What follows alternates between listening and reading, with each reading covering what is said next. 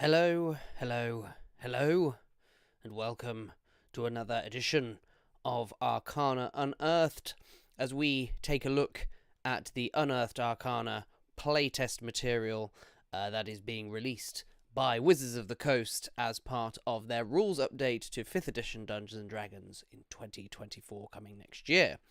Now we are taking a look at the Playtest 8 that they released last month, which included the Bastion system, which over the last 3 or 4 episodes of this we've been taking a look at in great detail, going through with a fine-tooth comb, but also in part of that playtest, which they kind of deemed a bonus playtest material, they also snuck in some cantrips changes that they wanted to release to the public, which they kind of bolted on to the end. So, in a completionist attempt, we're going to take a look today at those cantrips, which does complete playtest packet number 8, which I think actually makes it officially the first playtest packet I've been able to fully review as part of Arcana Unearthed, because they have been releasing these thick and fast, which makes sense given that we only have a couple of months left of 2023, and then we are officially in the anniversary year of Dungeons & Dragons and the release of these rules updates.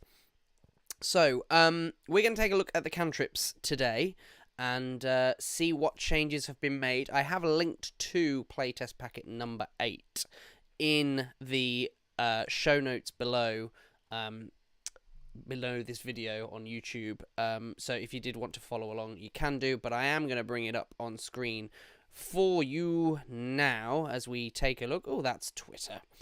I was just live tweeting to say we are going live. So this is it here. So the revised cantrips section, which we will be taking a look at. This may be a shorter episode than usual, because there's not actually that many here. There's only just a couple of pages of cantrip changes, but I did want to have a look at it. I've yet to read through it, so again, as always, this is a little bit of a hot take on my part. So, as always, they just kind of mention about the class tags, which is something that they include and have always included in 5th edition, these idea of tags, which I do like as a system, and actually I feel like Pathfinder, from what I've read of Pathfinder, I've never actually played or ran a game of Pathfinder yet, but they certainly lean into the tags side of things, and I think it's a really cool system. But just as a flag from them, that if a spell has the wizard tag, for example, the spell is on the wizard spell list, and likewise for any other class tags that you might see in amongst those spell descriptions. And the spells here will be presented in alphabetical order. So they've put a design note for each of the spell updates, and then also the write-out of those spells. So we'll make our way through this one at a time. So we'll start, as we're going in alphabetical order, with Acid Splash. So, according to the design note, Acid Splash now creates a 5-foot radius sphere that can affect any creature caught in it, and it is an evocation instead of a conjuration spell. That's something we've seen a lot with some of the spells, reclassifying them. Interesting they've gone... Oh no, sorry, I was going to say interesting they've gone with conjuration instead of evocation, but actually it's the other way around. Which makes sense, because most of the evocation stuff tends to be around those kind of elemental kind of damage types. So I think that's wise. Evocation instead of conjuration. The school change unites this spell with the sorcerer and wizard's other direct damage spells. So justification for having done that as well. So let's take a look at Acid Splash and see exactly how it reads. So, Acid Splash, an evocation cantrip, as we've discussed, which is on the sorcerer and wizard spell list. Casting time is an action, a range of 60 feet, verbal and somatic components, and an instantaneous duration. You create an acidic bubble and hurl it at a point within range where it explodes in a 5-foot radius sphere. Each creature in that sphere must succeed on a dexterity saving throw or take 1d6 acid damage. The spell's damage increases by 1d6 when you reach level 5, to 2d6, and 11 to 3d6, and 17 to 4d6. So let's have a look at how it reads currently on D&D Beyond, which is obviously the 2014 Player's Handbook version with any errata that might have been released. So, Acid Splash, cantrip, 1 action, 60 feet, verbal somatic components, instantaneous, so that's all the same, except obviously the school has now changed from conjuration to evocation to line up with everything else. You hurl a bubble of acid. Choose 1 or 2 creatures you can see within range. If you choose 2, they must be within 5 feet of each other. A target must succeed on a dexterity saving throw or take 1d6 acid damage, and then those damage increases there as well. So explicitly what it's saying, at least on first read, is that now anything within 5 feet... yes, that's right. So the Acid Splash actually can damage more than 2 creatures now, which is certainly interesting. I mean, it's certainly a boon for wizards that like to use Acid Splash. I do wonder if, though, for a cantrip, that might be a little bit generous.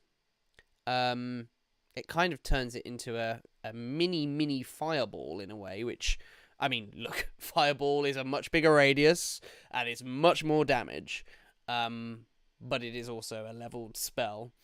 This kind of feels to me more like perhaps a first level spell, as opposed to a cantrip. But, that being said, we have seen power creep in 5th edition anyway as a game, and of course they want to make these cantrips worthy of taking them, as opposed to going, well, why did you take Acid Splash when you could take this? However, that being said, I don't think increasing the damage of cantrips is the solution to power creep. When you're doing a kind of reboot, I think reducing damage of other spells might be the way to handle that, but there we are. That's just my hot take. But yes, I mean, it's a good upgrade, but is it too powerful? Maybe. Let me know what you think, either in the chat or in the comments. Hello to those who are joining us live. So now let's take a look at Blade Ward, which is a spell, I must admit, that doesn't come up very often in my games, certainly. So Blade Ward is apparently now a reaction that imposes disadvantage on a creature's melee attack roll, which does sound certainly different off the top of my head to how Blade Ward works currently. Let's read it through. So Blade Ward, an abjuration cantrip. The School of Magic makes sense to me. Bard, Sorcerer, Warlock, and Wizard. So basically, arcane spellcasters. It is a reaction which you take in response to a visible creature targeting you with a melee attack. It is range on self, verbal somatic components, and instantaneous. You trace a sigil of warding imposing disadvantage on the creature's attack roll against you. Now let's see how Blade Ward looks on the on D&D Beyond at the moment, just so we can do a direct comparison here. So this is where it's very different. So it was an action which you targeted on yourself. Verbal somatic components, abjuration, so that's not changed. The sigil of warding, so the flavor's the same. Until the end of the next turn, you have resistance against bludgeoning, piercing, and slashing damage dealt by weapon attacks. Very, very, very different, actually, to the Blade Ward that exists in this playtest material. Now, I would like perhaps a few tweaks here, because I like the simplicity of the disadvantage rather than the resistance. I like the reaction, the change of making it a reaction. I don't know if I would do both, though. Actually, no, let me rephrase that. I don't think it's a problem of doing both. I think I prefer the resistance to bludgeoning, piercing, and slashing damage dealt by weapon attacks, given the fact that the purpose of this spell is to be a ward against blades. This now makes it a ward against all melee attacks, which, I mean, I'm picking at nits. I understand, completely picking at nits, and it's probably not that big of a deal, and I'm sure people will tell me that as well.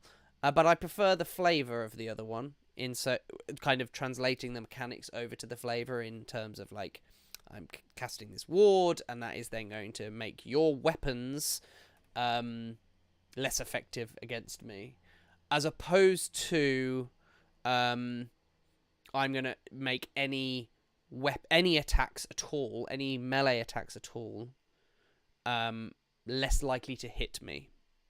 I think really a blade ward is more the former rather than the latter, in terms of making the weapons less effective rather than the skill of the wielder less skillful, if that makes sense. So I like it. I like the fact that it's a reaction. I think that makes more sense. They're tapping into reactions a lot more in this version of 5th edition, which I like. So I definitely like that change, the casting time. It makes more sense, I think. And also makes it more useful because rather than using an action to defend yourself, you're using a reaction to defend yourself, which I think even narratively makes more sense. Yeah, I just don't know if disadvantage on all melee attack rolls, or that creature's attack rolls, to be precise. It's the kind of the blanket melee attack thing that I guess I have an issue with. But I think generally speaking, when I put that aside, I think it's a good update, generally. But it is a bit nitpicky of me, certainly. So now let's look at Chill Touch. This is now a touch spell that deals 1d10 damage rather than 1d8, and it no longer has the rarely used undead specific effect, which we will take a look at in a moment. But first, let's read how Chill Touch reads. So Chill Touch, a necromancy cantrip. Again, necromancy makes complete sense. I'd be shocked if they'd changed it. Sorcerer, warlock, or wizard. Casting time and action. Range, touch, and verbal and somatic components, and instantaneous. You channel the chill of the grave toward one creature you try to touch. Make a melee spell attack against the target. On a hit, the target takes 1d10 necrotic damage and can't regain hit points until the end of your next turn. Spell's damage increases by 1d10 when you reach level 5 to 2d10, level 11 to 3d10, and level 17 at 4d10. So let's now do the comparison here. Yeah, so it looks as though, just off the top of my head, which I think is about to be confirmed, that they are changing it from a range spell, a range spell of 120 feet to touch. Which I always, if I'm honest with you, I always thought Chill Touch made more sense as a touch spell, given the name, rather than a range spell attack. So again, narratively, I like that change. Obviously, it's a massive reduction in the power of Chill Touch, but they have tried to counteract that by increasing the damage from 1d8 to 1d10. Which I think is a fair trade, in order to keep the power level of the spell appropriate rather than just nerfing it completely. I think the range is a bigger boon than the extra 2 on the dice, but I mean, they're not going to make it much bigger than 1d10 anyway, even if they wanted to for a cantrip. So I think that makes sense. And let's actually read it. So you create a ghostly spectral hand in the space of a creature within range. You make a ranged spell attack against the creature to assail it with the chill of the grave. On a hit, the target takes 1d8 necrotic damage and can't regain hit points until the start of your next turn. Until then, the hand clings to the target. And this is the bit that they're saying is rarely used, so they're getting rid of it. If you hit an undead target, it also has a disadvantage on attack rolls against you until the end of your next turn. Now, look, I understand that they're saying it doesn't often get used, but these are the sorts of things that make players excited, in my view, of, You know, this monster looks clearly undead, and they go, wait a sec. You know, it's almost like a gotcha moment for the player to the DM going, is this target an undead by any chance? Like, okay, fine, give me a nature or arcana check or something, just for you to try and confirm it. And then if they do confirm it, like, okay, well, I get some extra effects. That, to me, from my experience as a dungeon master anyway, is what my players get excited about. And I feel like, yes, okay, it's rarely used, but it will get used by some people, and it will get used for certain scenarios. I mean, are we going to just start removing everything from everything just because it only gets used once in a while? I was saying, like, I ran in my game last night. I've been running 5th edition since it came out, and last night's game was the first time running 5th edition that Leomund's Tiny Hut was used across the 10 years I've been playing 5th edition. It was the first time it's ever been used, and I was like, I can't believe that this has not been used before. Are we going to start removing that spell from the game because it doesn't get used very often? Come on. So I'm disappointed that they've removed that, particularly given that they've changed it from a ranged spell to a touch spell. Like, the D10 from a D8 isn't quite the trade-off, so I don't really know why they've nerfed it by removing this. Even if it is not often used, I don't think that is justification for removing a feature of a spell myself. So big disagree from me. Big disagree. Alright, let's have a look at Friends. Friends now forces the target to make a save against being charmed briefly. So let's have a look at exactly how it reads now, and we'll do the comparison in a moment. Friends, an enchantment cantrip, again, makes sense. Bard, sorcerer, warlock, wizard, so basically any arcane spellcaster. Casting time and action, range of 10 feet. Somatic and material components. The material components being some makeup. Okay. It's probably in the same one as well, the old one as well, and never noticed. Duration, concentration, up to 1 minute. You magically emanate a sense of friendship toward one visible creature within range. The target must succeed on a wisdom saving throw or have the charmed condition for the duration. The target succeeds automatically if it isn't a humanoid, if you're fighting it, or if you have cast this spell on it within the past 24 hours.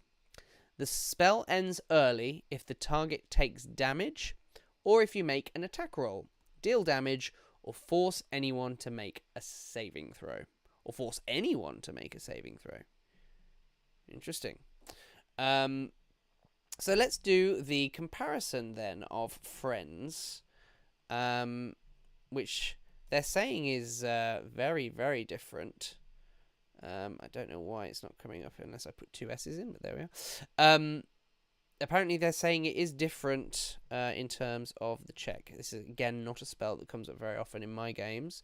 A 1 action, self, somatic, yes, a small amount of makeup. There you are. Applied to the face as this spell is cast.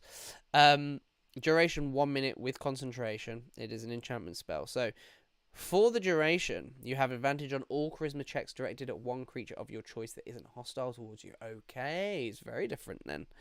When the spell ends, the creature realizes you use magic to influence its mood and becomes hostile towards you. A creature prone to violence might attack you. Another creature might seek retribution in other ways at the DM's discretion, depending on the nature of your interaction with it. Okay, so it does feel quite different. Again, this is not a spell that comes up very often in my games. Let me see. A wisdom saving throw or have the charmed condition. Okay, so this is now, rather than it being something that you use to buff yourself, it is something that you use to reduce the effectiveness of the other character. And the charmed condition, rather than having advantage on the charisma checks, I think the charmed condition is certainly far more negative. Let me see, where's the charmed condition? Why is there no quick link? Yeah, hang on, let's see if we can quickly bring up the charmed condition just so that we are 100% clear on what that means. Charmed.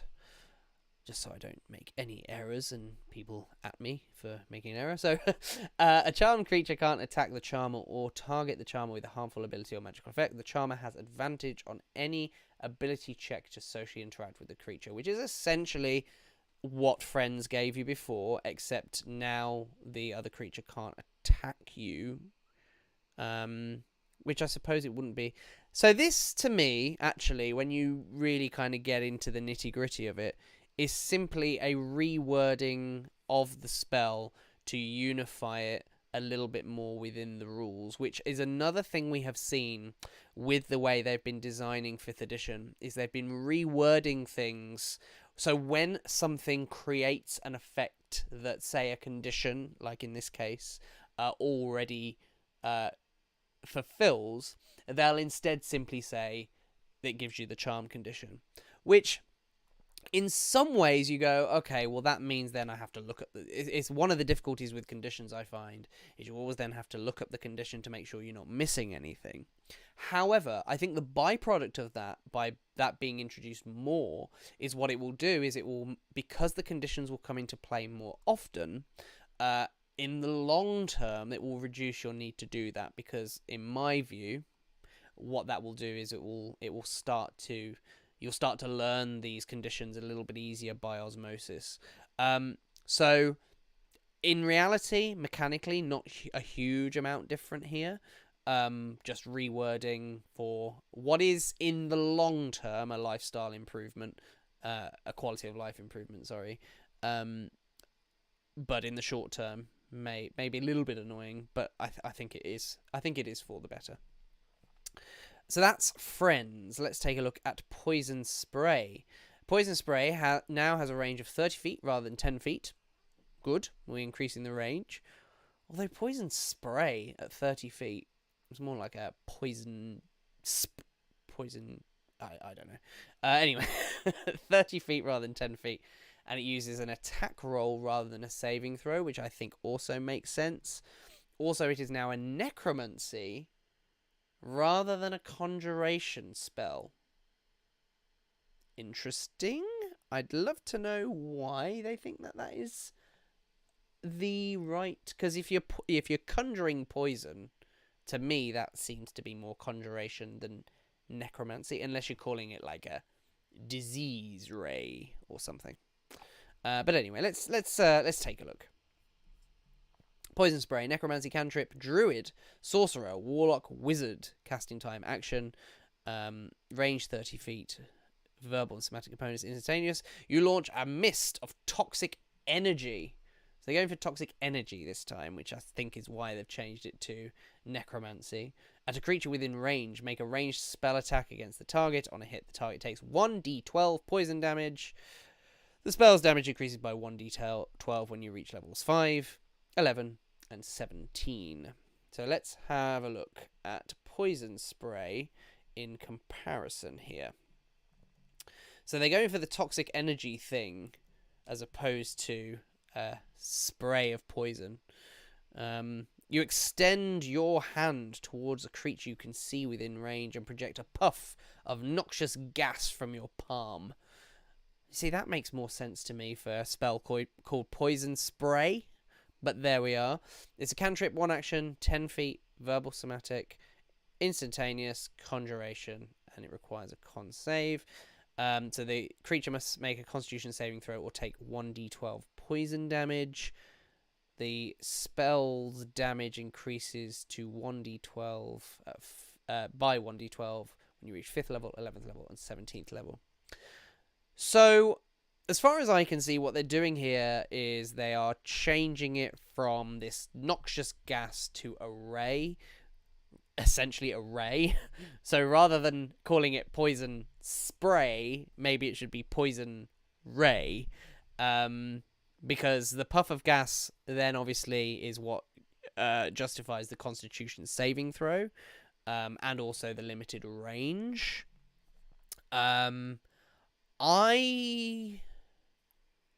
I just think, in this particular instance, just create a different spell. Like, do a poison ray that is 30 feet and is an attack and does poison, maybe at 1d10, maybe then 1d12 to make up for the additional range, and make it necrotic rather than conjuration. Like, at this point, the only thing that has remained the same is the damage dice, the fact that it's a cantrip, the components, and the casting time. Everything else... Oh, and the damage type. Pretty much every other part of this, including the flavour, has completely changed. So I just think just make a different spell. Maybe that's unfair of me. Maybe I'm being a grump. But it just seems unnecessary to overhaul a spell that much and claim that it is the same spell when a different spell could equally do. Because we like Poison Spray. Poison Spray is kind of like a quintessential cantrip at this point. Then we have Produce Flame, which is now a bonus action, but the attack portion is still an action. Okay. The range of the light has increased by 20 feet, and the range of the attack has increased by 60 feet. Also, the attack can now target creatures or objects. So let's have a look at how this reads. Again, this is one of those spells that doesn't come up very often, so let's see. Produce Flame, Conjuration Cantrip, Druid only, which is cool. A bonus action, range self, verbal somatic components, and a duration of 10 minutes. A flickering flame appears in your hand and remains there for the duration. While there, the flame emits no heat and ignites nothing, and it sheds bright light at 20-foot radius and dim light for an additional 20 feet. The spell ends if you dismiss it as a bonus action or if you cast it again. Until the spell ends, you can make a magic action to hurl fire at a creature or an object within 60 feet of you. Make a ranged spell attack. On a hit, the target takes 1d8 fire damage. Spell's damage increases by 1d8 when you reach levels 5, 11, and 17. Okay. Let's have a look at Produce Flame. I don't think there's going to be anything too offensive here. They've kind of increased ranges of things. So cantrip, action. This is where it's going to get confusing, I think. One action, self, verbal semantic, 10 minutes, conjuration spell, range and fire. So, a flickering flame appears in your hand. The flame remains there for the duration and harms neither you nor your equipment. The flame sheds bright light at a 10-foot radius and dim light for an additional 10. The spell ends if you dismiss it as an action or if you cast it again. You can also attack with the flame, although doing so ends the spell. When you cast this spell, or as an action on a later turn, you can hurl the flame at a creature within 5 feet of you. Make a ranged spell attack. On a hit, the target takes 1d8 fire damage. I don't really have any particularly strong thoughts on this particular spell, if I'm honest. I think that the change is non-offensive entirely. Like, I actually thought it might get confusing with the bonus action and the action to attack, but actually I think it makes a lot of sense, because just producing a little bit of flame doesn't really do any harm as a bonus action. It's really, really quick. And then when you cast the spell as an action or later, you can hurl the flame. That's basically saying, well, it's basically doing exactly what the bonus action and action relationship in the new version of the spell does, so I don't think that's a problem by any means. Yeah, I don't really understand the logic by increasing the light. I imagine it's just a quality of life thing to make it as valuable as other light sources. Which, if that's the case, I mean, I hope that's not the case. Like, I'm not a huge fan of just unifying everything, so all spells and all equipment of all levels do the same sort of thing, and bringing those things close to there. That I like the variety. That's part of the charm of the game for me.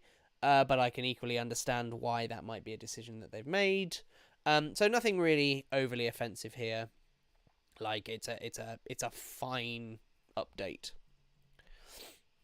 Shillelagh. Shillelagh now improves at higher levels, and it gives you the option of dealing force damage all the weapon's normal type. Interesting. Shillelagh has been coming up a lot. It's one of Druids in my Stormwreck Isle game's favourite cantrips. Casting time, bonus action, range, touch, verbal, somatic, or material. To be used on a club or quarterstaff. A club or quarterstaff that you are holding is imbued with nature's power.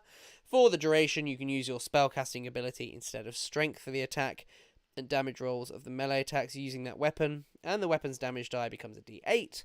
If the attack deals damage, it can be force damage or the weapon's normal damage type, your choice.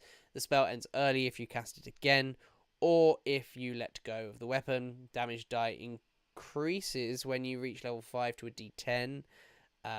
When you reach level 11, a d12. When you reach level 17, a 2d6. I like that. I definitely like that. So let's do the comparison to Shillelagh. Let's see. So cantrip, bonus action, touch, verbal, somatic, material. Duration 1 minute. School, transmutation. Is that still the same? Yep. Melee attack, bludgeoning. So the wood of a club or quarterstaff you are holding is imbued with nature's power for the duration. You can use your spellcasting ability instead of strength for the attack and damage rolls of melee attacks using that weapon, and the weapon's damage die becomes a d8. The weapon also becomes magical, if it isn't already. The spell ends if you cast it again, or if you let go of the weapon. So really the main change is the force damage thing, and obviously the increasing in power. I think the increasing in power as you level up, very much good, because it makes the cantrip worth it in later levels, so I think that's a good change. How do I feel about the force damage? I think indifferent, really. I think it's a nice touch. It makes the Shillelagh feel a little bit more magical rather than just I hit harder.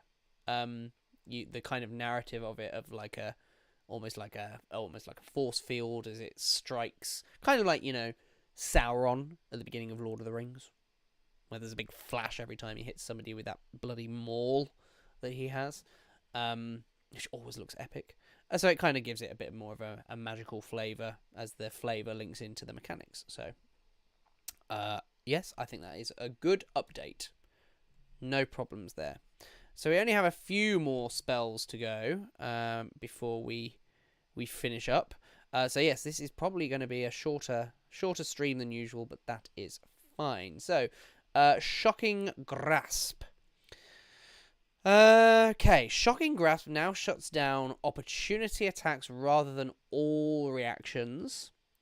Shutting down all reactions is too powerful for a cantrip, apparently.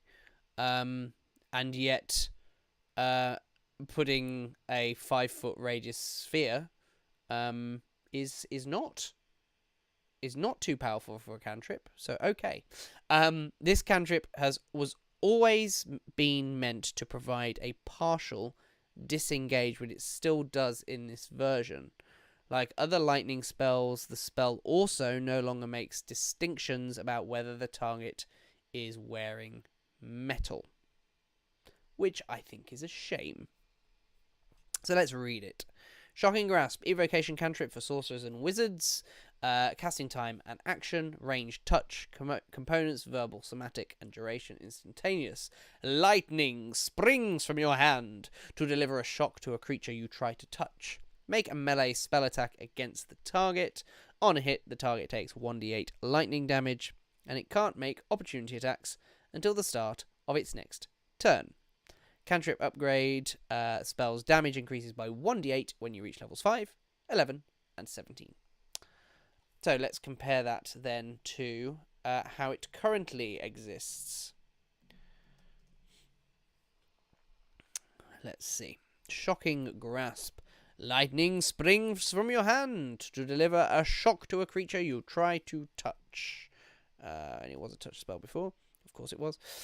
Make a melee spell attack against the target. You have advantage on the attack roll if the target is wearing armor made of metal. On a hit, the target takes 1d8 lightning damage, and it can't take reactions until the start of its next turn. The spell's damage increases by 1d8 when you reach 5th level, 11th level, and 17th level. Okay, so a couple of things here.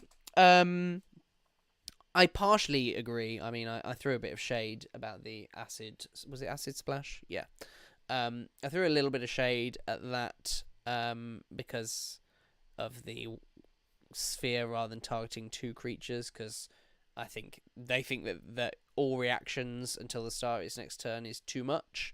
I mean, it might be because of the changes that and they've doubled down on reactions and really kind of utilizing that as a system much more within the rules update. So maybe it is more powerful, but to be honest, most of the time in 5th edition as it currently works, most of the time people are using their reaction for an attack of opportunity anyway. Yeah, I don't know if stopping all reactions is as powerful as they claim it to be, but again, they are doubling down on the reactions, so that remains to be seen in fairness to them. I don't understand why there's this anti-metal boost for lightning spells. If anything, I'd like to see more of that sort of thing in the game, wherein, for example, fire damage might ignite things more, or ice damage might... I like those differentiators between the damage types. In fact, I'd almost like them to lean into the damage types as a tag, kind of like conditions do, wherein it'd be like, this is lightning damage, so actually lightning damage has these specific qualities as well. But I can understand why that might be a little bit complicated. I just don't understand why they've taken that off of the lightning damage. Maybe it's because other damage types don't have special qualities like that. But if that's the case, I think my answer is give damage types qualities like that rather than taking it away from lightning damage, for example. Alright, cool. So, I mean, a disappointing update on Shocking Grasp. It just feels as though it's just been nerfed. And Shocking Grasp is not that powerful of a spell, so much so that you take it over anything else. I don't know many people that utilize Shocking Grasp because it is a touch spell. Again, it's one of those spells. It's a classic D&D spell, but I found it just doesn't come up much in 5th edition. So I don't know if nerfing it, certainly in my own experience anyway. Your mileage may vary. But I don't see how nerfing it is going to improve that. If anything, I would have just kept it as it is, just to encourage people to take it a little bit more. But that's me. Spare the Dying. Interesting. This is quite a powerful spell anyway. Spare the Dying, for a cantrip, I think, anyway. Spare the Dying is now range rather than touch. And the range increases as you level up. The spell is now also on the Druid list. People that have watched this for a long time may know where I'm going to go with this. So Spare the Dying, a necromancy cantrip for clerics and druids now. Casting time and action, range 15 feet. Verbal, somatic, instantaneous. Choose a creature within range that has 0 hit points yet is alive. The creature becomes stable. The spell's range doubles when you reach level 5, 11, and 17. So it goes up to 120 feet when you hit level 17. Let me do the comparison. I think people that have been watching this for a long time know exactly where I'm going to go with this. So it was a touch spell, verbal, somatic components, cantrip, 1 action, instantaneous, necromancy. You touch a living creature that has 0 hit points. The creature becomes stable. The spell has no effect on undead or constructs. Interesting that they have not stated that explicitly in Spare the Dying either. And it was for the cleric and the artificer before, and they've included it in the druid. So, first up, no problem with it being included in the druid spell list. I think that makes 100% sense. First of all, I don't know why they haven't explicitly stated the undead or constructs thing, like a shield guardian don't need extra boosting, like, from a DM's perspective. If the players have managed to get hold of a Shield Guardian for whatever reason, there are certainly a few published adventures where that is a possibility. I know in minor spoiler for Out of the Abyss here, but there is an opportunity for the players to get hold of a Shield Guardian, which is a great boon for the party, but my god, from a DM's perspective, is it a pain in the ass? Like, Spare the Dying, a Shield Guardian does not need Spare the Dying. So that's one thing, but look, come on, can we talk about this range here?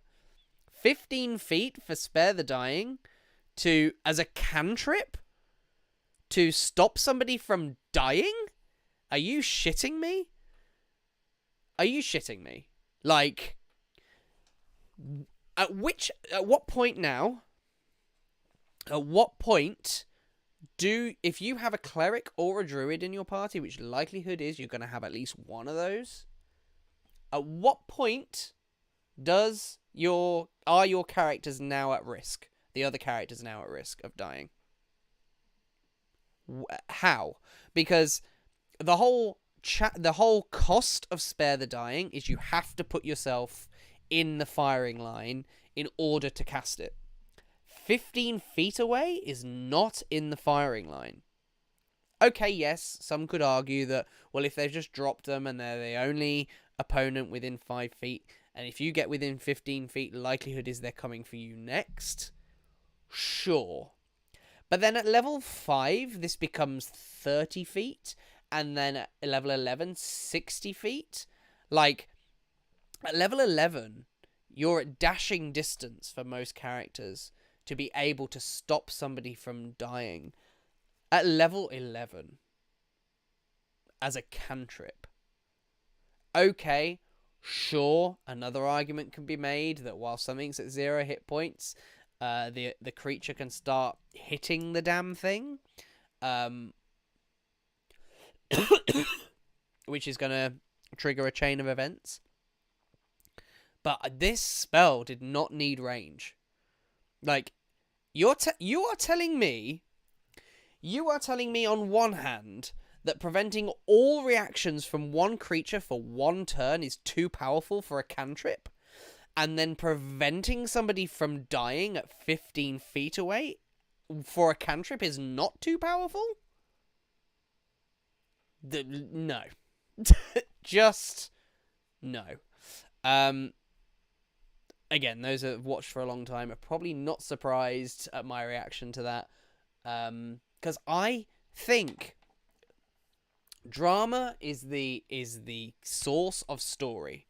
And if we're going to lean into D&D as a storytelling game, as opposed to just, essentially tabletop warfare game, and lean into narrative, then we need drama.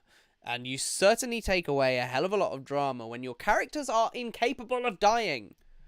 Now look, Spare the Dying, as it is, even with this update, does not prevent all players from dying, but it makes it harder for a character to die in a game in which it is already hard for a character to die.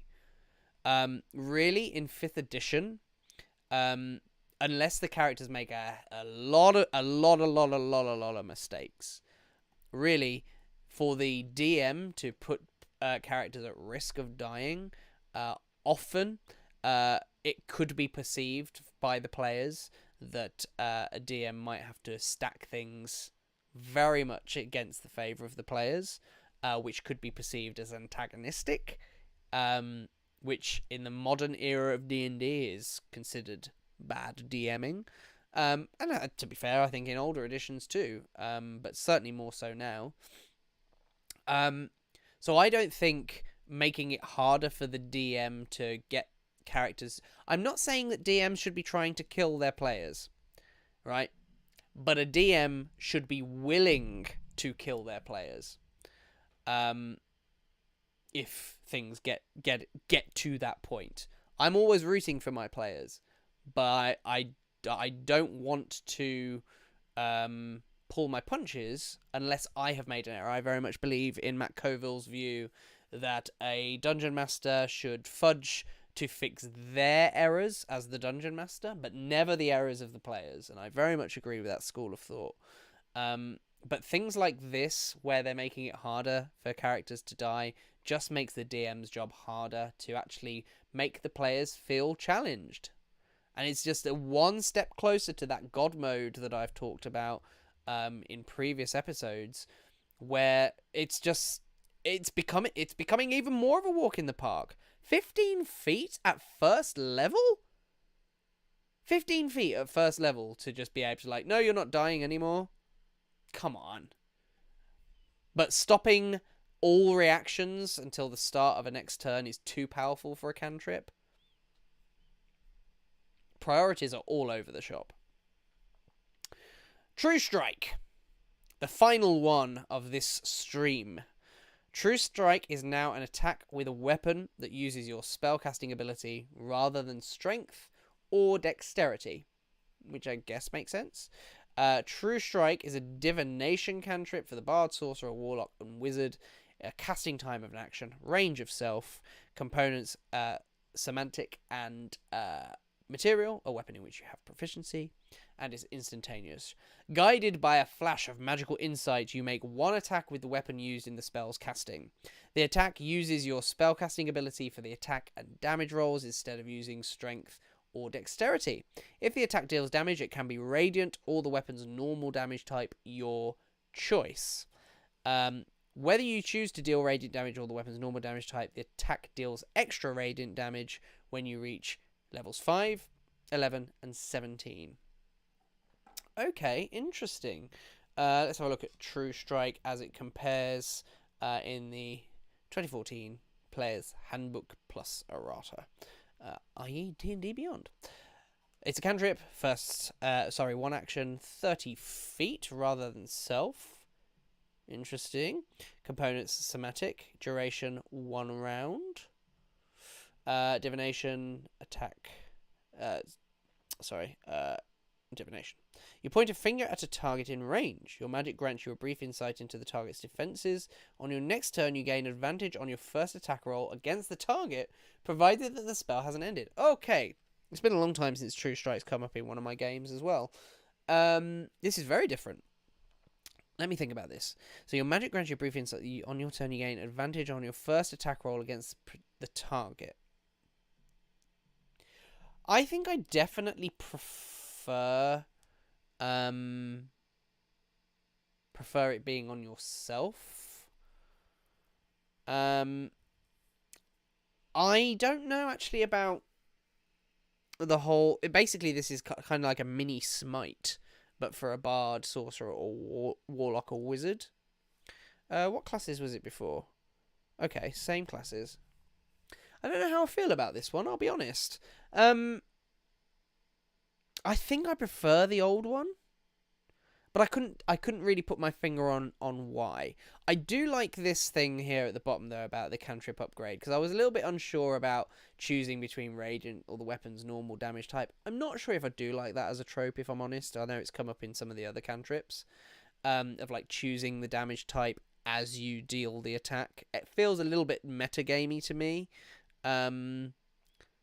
Just a little bit, unless of course you as a DM lean into the knowledge skill checks, which if you are a DM and you don't, I highly recommend you do, because it can massively change the narrative of your games, I find, and make things that would seem metagamey not metagamey, so absolutely lean into those.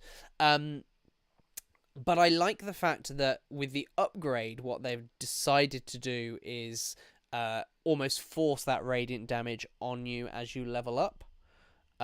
So, for example, at level 5, you would, even if you choose your strength or your weapon's damage type, so bludgeoning, slashing, piercing, etc., you only get that for the normal damage, and then the kind of boosted damage is automatically radiant. So I kind of like that it kind of forces that upon you. I feel like that's a nice middle ground. So I like what they've done there. I just don't know if I want True Strike to be swapping out your strength and dexterity for your spellcasting ability, I think I'd rather have the advantage on the attack roll. But then equally, is it a melee attack roll? Your first attack roll. So it's not even specifically, it doesn't have to be weapons.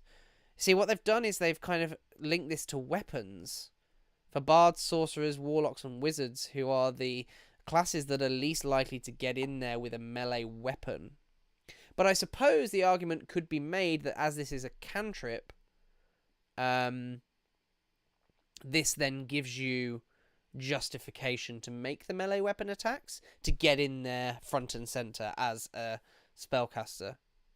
So actually, I've kind of talked myself around here. I think I do like it, because otherwise, with the advantage on the attack roll, you're kind of, it still doesn't really encourage you to get in there that much, because the damage type isn't, so presumably your spellcasting ability is going to be greater than your strength or dexterity as a spellcaster, probably, not necessarily, but also the damage type, that's gonna, I think that's gonna, maybe, oh, it's a spellcasting ability for the damage rolls as well, so yeah, I've talked myself around.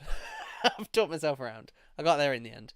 No, I do like this. I do also like that the current True Strike though, which I prefer. I don't know, but I do like this version.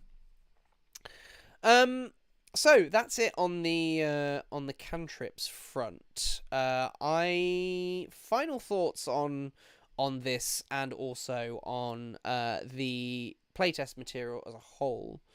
I've already said that I do really like the Bastion system. I think it's a very good update. Needs some tweaks. But most of the tweaks that it needed were issues that I've had with 5th edition anyway. Same with these cantrips. On the whole, I actually think these are mostly good updates to the cantrips, and I think they are effective at what they do. Spare the Dying, though. Not a huge fan of that at all. Unfortunately, the survey has already ended for feedback on this, so I'm hoping that anybody that did want to give feedback had already read ahead, because it ended last week, as mentioned in last week's episode. But I think they're on the right lines with some of these cantrips. Some of the design changes that they're making to 5th edition I do really, really like. But there are also some of these other ones. My main bugbear, as everybody knows, is this kind of making it even harder for player characters to be killed. I don't think that's a good move, but there we are. I do like some of the changes, though, that mostly quality of life changes that have been made. So I do approve of those. And I'm really looking forward to seeing some of the more playtest material that's coming out that is targeted more at Dungeon Masters. That, as a forever DM rather than a player, that is the stuff that most excites me, because I want to know what tools and gadgets and gizmos that the game designers are going to give Dungeon Masters, which for me is the most important part of the game, because it is those tools and tricks and things which ultimately make the bulk of the game. The player options are how the players interact with what the Dungeon Master places before them. So I'm really intrigued as to what they've got. They've been giving players a hell of a lot of goodies. My concern is that they're not going to match that increase in goodies for the Dungeon Masters. Because even the Bastion system, though it being a new gameplay system, it's more goodies for the players. It's not more goodies for the DMs. So I'm concerned that things are going to be skewed even more in the players' favour and just make the Dungeon Masters work even harder, which would not be welcome. They need more procedures, more new systems like the Bastion system, however. Yeah. But all in all, these cantrips, I would say, if I was to rate the changes out of 10, I'd probably put it at about a 7. I think mostly good changes. Don't understand why they changed Poison Spray. Like, it's a completely different spell. They may as well have just created a new spell and put it in. And things like that kind of irk me a little. But I think overall the changes are positive. And I look forward really to seeing how they respond to the feedback. I don't think I will be alone on some of the thoughts I have. particularly with Spare the Dying. But of course, there are more players than there are dungeon masters, and so the survey results that they get are going to naturally be skewed in favour of players and what players want rather than dungeon masters. So I'm sure players are going to be very, very happy with the Spare the Dying, for example. I just hope for a little bit more equilibrium going forward, both in terms of the tweaks that they change or keep, as well as the dungeon master stuff that they put out in future playtests. I'm guessing now that the survey's closed on playtest 8 that in a matter of weeks, maybe even the end of this week, we'll probably get playtest 9. I believe somebody told me in a chat on a few episodes ago, or it was in the comments, that they had already said there's going to be 2 more playtests by the end of the year. I'm certainly expecting 1 more. So that certainly suggests that that's probably going to be within the next week or 2. So keep your eyes out on their socials, and we will cover it, of course, next week. If we don't have a new playtest next week to look at, then we'll there are still some classes that I haven't looked at yet, so I will backtrack over to playtest number 7 and take a look at some of those classes that we've not yet looked at, because I don't think I got round to the Barbarian, which had a new subclass which would be fun to look at as well. So that's it from me. Just in case you haven't already and you have enjoyed this video, do make sure you subscribe to the channel. We have our actual play show that we release as well once a week on Thursdays, where we are running through the Lost Mine of Phandelver as part of our actual play. So do check that out as well. We've got a wonderful little community that are loving every episode of that. So do join us over there on Thursdays. And otherwise, I will see you on Monday next week as we take a look at either new playtest material or one of the classes from playtest packet number 7. Alright, that's it from me, and I will catch you next week. Have a good rest of the week, folks.